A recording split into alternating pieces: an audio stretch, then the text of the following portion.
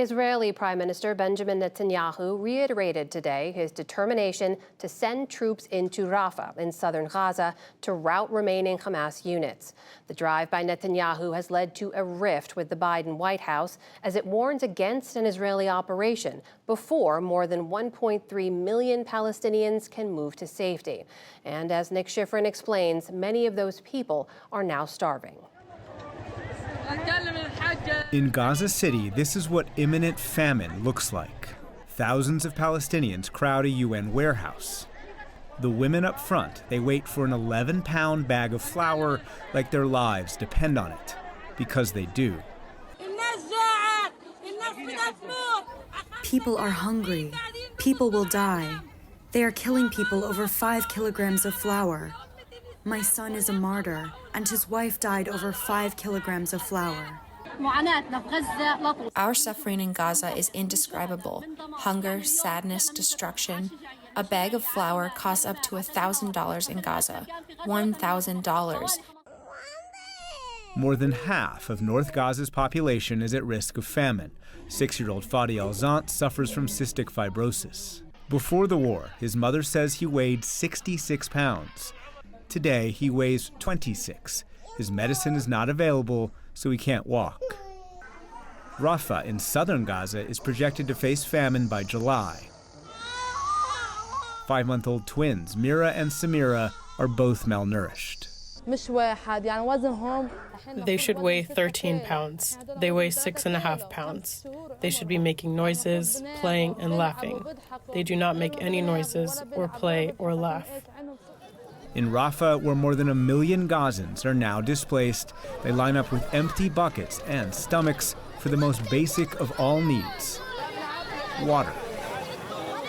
The UN says half of Gaza's water and sanitation facilities have been damaged or destroyed. If we go back to even before the war and the catastrophe, there was a water shortage. But today, there's barely enough for the necessary things. Such severe levels of hunger, such a lack of aid coming through, the children are starting to die of dehydration, starting to die of malnutrition. James Elder of UNICEF is visiting Gaza this week. We spoke to him from Rafah. Record number of children being killed, record number of homes destroyed, record number of civilians, of children, of families falling into catastrophic food insecurity. Today, Israeli spokesman Shimon Friedman blamed the levels of hunger in Gaza on Hamas. We think it's a shame that international organizations are choosing to buy into Hamas's narrative. Hamas is trying to force a humanitarian crisis in the Gaza Strip because that's part of its strategy. Israel says it places no restrictions on aid, and that in the past 2 weeks, an average of more than 200 trucks per day have entered Gaza. Israel also coordinates with the U.S. on airdrops and facilitated the arrival and distribution of food from the first aid ship. While Israel went to great lengths to improve our inspection capabilities, the international organizations responsible for distributing the aid have not done the same. Israel is inspecting the aid faster than the international organizations can distribute it.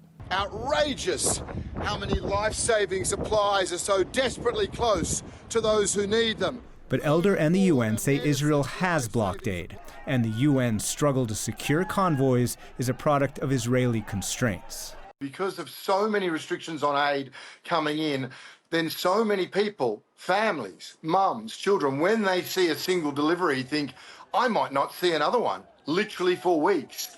So if we are able to consistently get aid in, then that sense of desperation, which can lead to insecurity, will pass.